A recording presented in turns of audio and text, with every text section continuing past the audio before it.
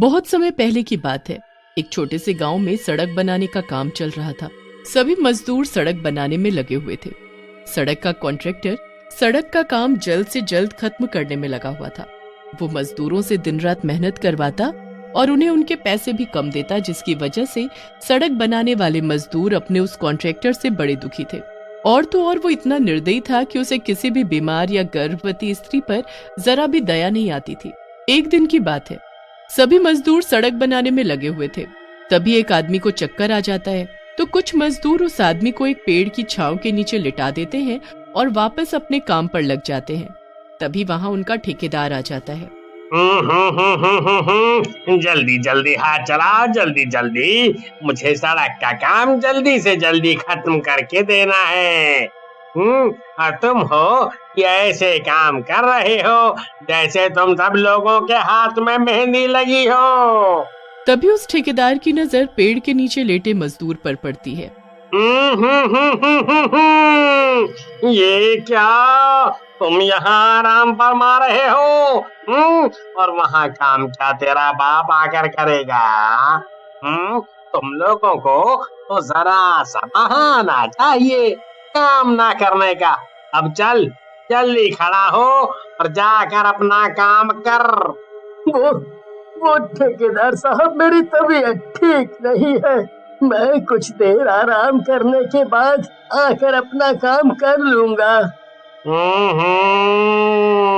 मुझे तो तू एकदम भला चंगा लग रहा है और तू कह रहा है कि तेरी तबीयत ठीक नहीं है। चल चल चल चल, बहाने मत बना, जाकर अपना काम कर। कल काम पर लग जा, नहीं तो तुझे एक पैसा भी नहीं मिलेगा, काम चोर कहीं का। ठेकेदार साहब, मैं बहाने नहीं बना रहा, सच में मेरी तबीयत ठीक नहीं है। मैं कुछ देर आराम करके काम कर लूंगा। ओहो, अगर काम नहीं करना था तो तू काम पर आया ही क्यों? तुझे पता है ना, मुझे सड़क का काम जल्द से जल्द करके देना है। वैसे भी मुझे तुम जैसे काम ना करने वालों की जरूरत नहीं है, जो काम कम करते हैं और आराम ज्यादा। कल से तुझे काम पर आने की जरूरत ना है, समझा? तू अब घर पर जाकर ही आराम करना। ठेकेदार साहब, ऐसा मत कहिए, मुझे काम से मत निकालिए, नहीं तो मेरे बीवी बच्चे भूखे मर जाएंगे।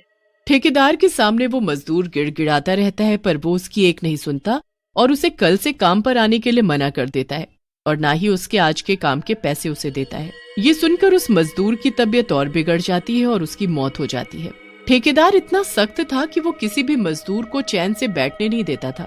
यहाँ तक कि एक बेचारी बूढ़ी औरत भी काम कर रही थी। उसे उस बूढ़ी औरत को देखकर जरा भी तरस नहीं आता था। एक दिन की बात है, दोपहर का समय था। वो बूढ़ी औरत काम कर रही थी। तभी उसे प्यास लगने लगती है तो वो पानी पीने लगती है। तभी वहाँ गुस्से में ठेकेदार उस बूढ़ी औरत के ऊपर चिल्लाता है, बाबूजी, प्यास से गला बहुत सूख रहा था तो थोड़ा पानी पी रही थी। ठेकेदार उस बूढ़ी औरत के हाथ से पानी का गिलास छीनकर फेंक देता है।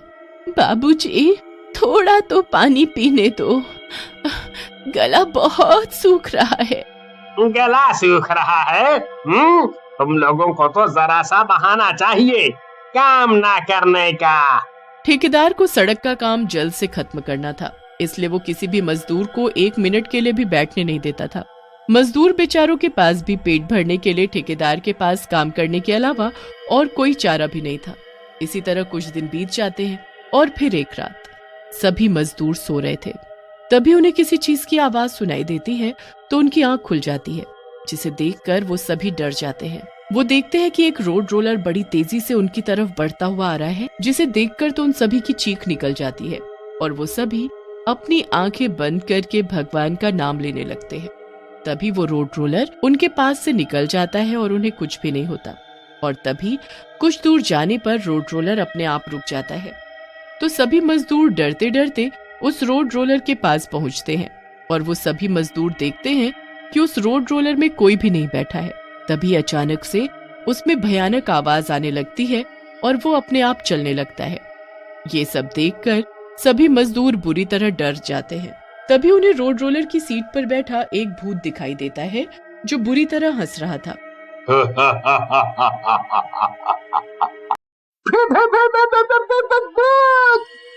भागो भैया भूत! सभी मजदूर उस भूत को देखकर भागने लगते हैं।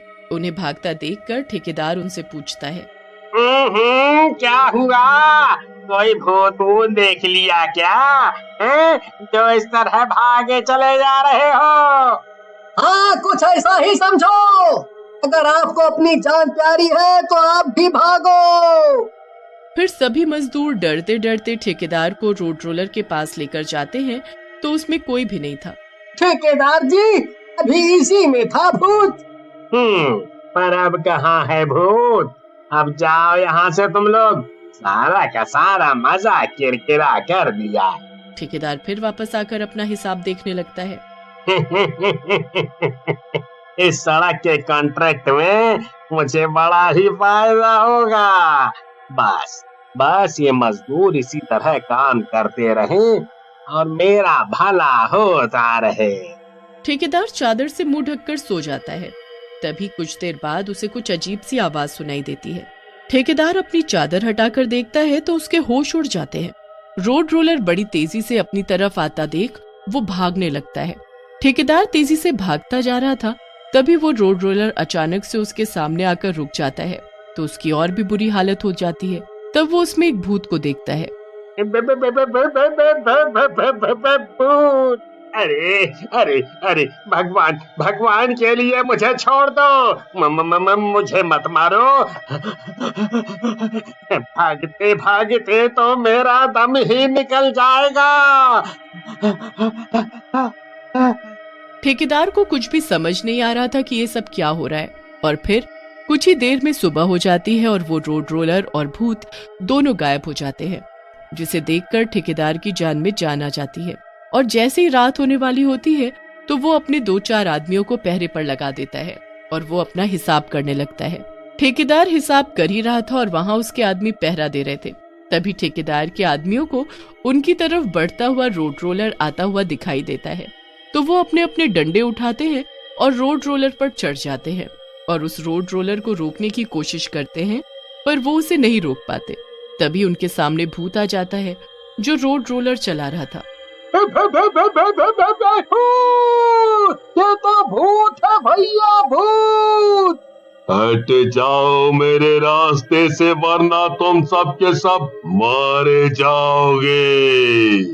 फिर वो रोड रोलर भूत उन सभी आदमियों को नीचे उठाकर फेंक देता है और तेजी से रोड रोलर को दौड़ाता हुआ ठेकेदार के पास पहुंच जाता है, जिसे देखकर ठेकेदार भागने लगता है। अरे कहाँ मर गए सबके सब? अरे जल्दी आओ, नहीं तो ये रोड रोलर भूत मुझे कुचल देगा। कहाँ भाग कर जाएगा? तुम कौन हो और मुझे क्यों मारना चाहते हो? याद कर, तेरी वजह से एक बेचारे मजदूर की जान चली गई और उसकी वजह से उसका पूरा परिवार भूखों मर गया। मैं तुम्हारे आगे गिड़गिड़ाता रहा, पर तुझे मेरे ऊपर जरा भी दया नहीं आई। ये कहते हुए वो भूत रोड रोलर को तेजी से चलाता हुआ ठेकेदार की तरफ बढ़ने लगता है।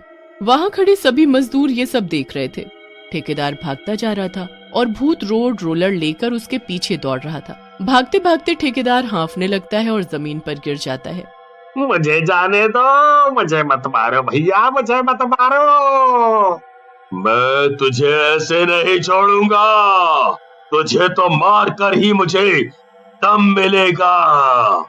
जैसे ही भूत ठेकेदार के ऊपर रोड रोलर चढ़ाने वाला होता है तो वो ठेकेदार जल्दी से मजदूरों के पैरों में आकर गिर जाता है। मैं इसे एक ही शर्त पर छोड़ूंगा, इसे भी मजदूरों की तरह काम करना होगा और सबके पैसे बराबर देने होंगे। फिर जल्दी से ठेकेदार मजदूरों को उनके काम के पैसे दे देता है और भूत से मजदूरों की तरह काम करने का वादा करता है। फिर वो बड़ी तेजी से अपना रोड रोलर ठेकेदार की तरफ बढ़ाने लगता है, जिसकी वजह से ठेकेदार जमीन पर गिर जाता है और अपनी आंखें बंद कर लेता है। लेकिन भूत रोड रोलर को ठेकेदार के ऊपर से ना ले जाकर उसकी तरफ से ले जाते हुए दूर गायब हो जाता है। और उस रोड रोलर भूत को भी मुक्ति मिल जाती है। गर्मियों का मौसम था और गांव में सब किसान खेतों में व्यस्त थे। जगन भी अपनी पत्नी सुशीला के साथ खेतों में काम करता था। एक दिन हमेशा की तरह दोनों ही खेतों में लगे हुए थे कि सुशीला एक पेड़ के नीचे जाकर बैठ गई। अरे बहुत ज्यादा थकावट महसूस हो रही है। इतनी गर्मी भी हो रही है, सोचा थोड़ी देर पेड़ के नीचे बैठ जाऊं। देखो, तुमको अगर ठीक नहीं लग रहा हो तो तुम घर जाकर आराम कर लो। नहीं नहीं, आराम क्या करना, मैं ठीक हूँ। सुशीला थोड़ी देर बाद आकर वापस काम में लग जाती है। जगन का ध्यान इसी में लगा रहता है कि सुशीला की तबीयत ठीक नहीं है। शाम होने पर दोनों घर जाते हैं और सुशीला एकदम बिस्तर पर पड़ जाती है। मुझे तो दिन से ही लग रहा था तुम्हारी तबीयत ठीक नहीं है। तुम भी ना सुनती नहीं हो, ये नहीं कि घर जाकर आराम करती। अरे ऐसे आराम करने से काम नहीं चलेगा। घर चलाना है, राजू को पढ़ाना है, पता है ना घर का खर्च कितने मुश्किल से चल पा रहा है। कोई नहीं जी, करना तो पड़ेगा ही ना, काम नहीं करेंगे तो खाएंगे क्या। जगन उस दिन सुशीला को लेकर बड़ा परेशान हो जाता है। वो बिल्कुल नहीं चाहता कि उसकी पत्नी खेतों में जाकर इतनी सड़ी गर्मी में काम करे, पर उसके पास दूसरा और कोई काम भी तो नहीं होता जो सुशीला कर सके। बस ऐसे ही सब चल रहा होता है। सुशीला की तबीयत दिन पर दिन ढीली होती जा रही थी और घर में बहुत ही तंगी थी। फिर एक रात जब सब सो रहे होते हैं तो उस गांव में एक चुड़ैल आ जाती है जिसके पास एक भैंस होती है। वो अपनी भैंस को लेकर पूरे गांव में घूम रही होती है। मैं तो इतनी थक गई हूँ आज, एक काम करती हूँ, इसे यहीं बांध देती हूँ और थोड़ी देर बाद आकर इसे ले जाऊंगी। यही सोचकर चुड़ैल उस भैंस को सुशीला और जगन के घर के बाहर बांधकर चली जाती है। अब थोड़ी देर बाद राजू को बड़ी तेज प्यास लगती है। वो अपनी माँ को उठाने लगता है। बेटा, मैं बहुत थकी हुई हूँ, तू जाकर ले ले। राजू खुद ही पानी लेने चला जाता है कि फिर तभी उसकी नजर उस भैंस पर पड़ती है जो उसके घर के बाहर एक खूंटे से बंधी होती है। अब राजू उस भैंस के पास जाता है। भैंस राजू को बड़े ध्यान से देखती है और अपना सर उसके पास लाकर उसे प्यार करने लगती है। राजू बड़ा खुश हो जाता है। राजू जल्दी से अंदर जाकर अपनी माँ को उठाता है पर वो नहीं उठती। इसके बाद वो अपने बाबा को उठाता है। जगन जाकर देखता है तो सच में वहां उस चुड़ैल की भैंस खड़ी होती है। जगन इधर उधर देखता है कि शायद जिसकी वो भैंस है वो वहीं कहीं हो, पर उसे आसपास क्या दूर दूर तक कोई नहीं दिखता। जगन भैंस के पास जाता है तो भैंस सर हिलाकर उसे प्यार करने लगती है। अरे ये भैंस तो बड़ी समझदार है। जगन उस भैंस के सिर पर हाथ फेर ही रहा होता है कि तभी उसकी नजर भैंस के पैर पर पड़ती है जिसमें की चोट लगी होती है और खून बह रहा होता है। अरे इस भैंस को तो चोट लगी हुई है, अब मैं क्या करूं? आप इसे अंदर ले चलो ना, यहाँ तो इसके पैर पर मक्खी लग रही है। हाँ, एक काम करता हूँ, इसे घर के पीछे वाले आंगन में बांध देता हूँ। जगन उस भैंस को खोलकर घर के पीछे वाले आंगन में ले जाता है। इतने में सुबह की थोड़ी रोशनी होने लगती है और सुशीला भी उठकर आ जाती है। अरे आप लोग यहाँ क्या कर रहे हो और ये भैंस कहाँ से ले आए? लेकर नहीं आए, कोई हमारे आंगन में बांध गया है और देखो इसके पैर में कितनी चोट लग रही है। अरे हाँ, आप हटो, इसे मैं साफ करके इस पर हल्दी लगा देती हूँ, इससे ये जल्दी ठीक हो जाएगी। सुशीला पानी से भैंस के पैर को अच्छे से धोती है और फिर उस पर हल्दी लगा देती है। उसके बाद वो रसोई से उसके लिए रोटी लेकर आती है। भैंस रोटी खाकर आराम से सो जाती है। आज अब खेतों में अकेले चले जाओ, मैं राजू को स्कूल भेजकर यहीं रहूंगी और इसका ध्यान रखूंगी, इसे ऐसे इस हालत में नहीं छोड़ सकते। सुशीला पूरा दिन उस भैंस का ध्यान रखती है। फिर थोड़ी देर के लिए सुशीला कुछ काम करने अंदर जाती है। जब सुशीला बाहर आती है तो देखती है कि भैंस के थन से दूध टंकी की तरफ बह रहा है। सुशीला ये देखकर एकदम चौंक जाती है। हे भगवान, इतना सारा दूध! सुशीला जल्दी से एक बर्तन लेकर आती है और उसे लगा देती है, पर वो बर्तन कुछ ही सेकंड में भर जाता है। उसके बाद सुशीला दूसरा बर्तन लाती है, पर वो भी भर जाता है। धीरे धीरे रसोई के सारे बर्तन भर जाते हैं पर दूध आना बंद नहीं होता। आखिर में सुशीला एक बड़ी सी बाल्टी लेकर आती है और वो भी भर जाती है। तब जाकर भैंस दूध देना बंद करती है। सुशीला अपने चारों ओर दूध के बर्तन और बाल्टी देखकर हैरान भी होती है और खुश भी। मुझे तो समझ ही नहीं आ रहा कि एक भैंस इतना सारा दूध कैसे दे सकती है और मैं इतने दूध का करूंगी क्या। सुशीला वहां से चली जाती है और बार बार दरवाजे पर जाकर जगन का इंतजार करने लगती है। सुशीला दरवाजे पर खड़ी ही होती है कि तभी उसके सामने से एक आदमी दूध के ढेर सारे डोल लेकर जा रहा होता है और अचानक वो एक खंभे से टकराकर गिर जाता है। सारा दूध वहीं फैल जाता है और वो सर पकड़कर रोने लगता है। अरे भाई साहब, आपका तो बड़ा नुकसान हो गया। नुकसान की बात नहीं है, बड़ी मुश्किल से भैंस का दूध लेकर आया था। मेरे घर में शादी है और मिठाई बननी है, अब मैं कहाँ से दूध लेकर आऊं? सुशीला सोच में पड़ जाती है और अरे ऐसी बात है तो आप दूध यहाँ से ले जाओ। आप दूध बेचते हो? जी हाँ, हमारे पास एक भैंस है और आपको जितना दूध चाहिए आप ले जा सकते हो। सुशीला फटाफट सारे डोल दूध से भरकर उस आदमी को दे देती है, जिसके बदले वो आदमी उसे ढेर सारे पैसे देता है। सुशीला तो इतने पैसे देखकर एकदम खुश हो जाती है और अंदर कमरे में आकर सारे पैसे एक डब्बे में छुपा देती है। जब शाम को जगन आता है तो वो सारी बात जगन को बताती है। ये तो कमाल ही हो गया, एक भैंस ने इतना सारा दूध दिया। खैर जो भी है, इस भैंस की वजह से हमें बड़ा फायदा हुआ, इसका तुम अच्छे से ध्यान रखना। और मैं तो सोच रहा हूँ कि अब तुमको खेतों में जाकर काम करने की भी क्या जरूरत है, तुम यहीं रहा करो और इस भैंस का दूध बेचो। हाँ हाँ बिल्कुल, ये अच्छा सुझाव है, पर अगर कोई इस भैंस को लेने आ गया तो? सब लोग सो जाते हैं और फिर चुड़ैल वापस आती है। वो इधर उधर अपनी भैंस को ढूंढने लगती है। चुड़ैल पूरे गांव में उस भैंस को ढूंढने लगती है, पर उसे कहीं भी वो भैंस नहीं मिलती। फिर काफी देर बाद उसे कुछ भैंस एक आंगन में बंधी दिखती है। चुड़ैल बड़ी खुश हो जाती है कि उसकी भैंस भी उसी में होगी। चुड़ैल बड़ी खुशी खुशी भैंसों के पास जाती है, पर तभी सारी भैंसें उस चुड़ैल को देखकर चिल्लाने लगती हैं। क्या पागल हो गई हैं ये सब जो ऐसे आवाज निकाल रही हैं? सारी भैंसें चुड़ैल को धक्का मारने लगती हैं और फिर सींग मारकर उसे भगाने लगती हैं। चुड़ैल को बड़ा गुस्सा आ रहा होता है। ये सब की सब भैंस बेकार है, इसमें मेरी भैंस है ही नहीं। अब मैं उसे कहाँ जाकर ढूंढ लूं? आखिर उस जगह से वो गई तो गई कहाँ? मैंने तो उसे बांधा था, तो उसे खोलकर कौन ले गया? चुड़ैल उस भैंस के ना मिलने पर पागल सी हो जाती है। अगर वो भैंस नहीं मिली तो मैं जिंदा कैसे रहूंगी? उस भैंस का दूध पीकर ही तो मुझे ताकत मिलती है। मेरी भी क्या मति मारी गई थी जो मैं उसे ऐसे छोड़कर चली गई। चुड़ैल फिर से अपनी भैंस की तलाश में निकल पड़ती है, पर उसकी भैंस आराम से जगन के पीछे वाले आंगन में सो रही होती है। चुड़ैल पूरी रात अपनी भैंस को ढूंढ ढूंढ कर थक जाती है और जैसे ही वो देखती है कि सवेरा होने वाला है, वो जल्दी से वहां से चली जाती है। कुछ दिन ऐसे ही बीत जाते हैं। जगन और सुशीला उस भैंस के दूध से खूब पैसे कमा रहे होते हैं और दूसरी तरफ चुड़ैल बिना दूध के भूखी तड़प रही होती है। एक दिन जगन देखता है कि भैंस के आसपास काफी गंदगी हो गई है। जगन उस भैंस को पीछे आंगन से आगे आंगन में लाने लगता है, पर भैंस जमकर खड़ी हो जाती है और खिसकने का नाम ही नहीं लेती। अरे इसे क्या हुआ? ये आगे आंगन में आ ही नहीं रही। अब मैं सफाई कैसे करूं? जगन बार बार भैंस को बाहर लाता है, पर वो आती ही नहीं। उसे समझ ही नहीं आ रहा होता कि आखिर बात क्या है। वो जैसे तैसे करके उस भैंस को आगे आंगन में बांध देता है और एक शादी के लिए निकल जाता है। अब उस रात भी चुड़ैल अपनी भैंस को ढूंढ रही होती है।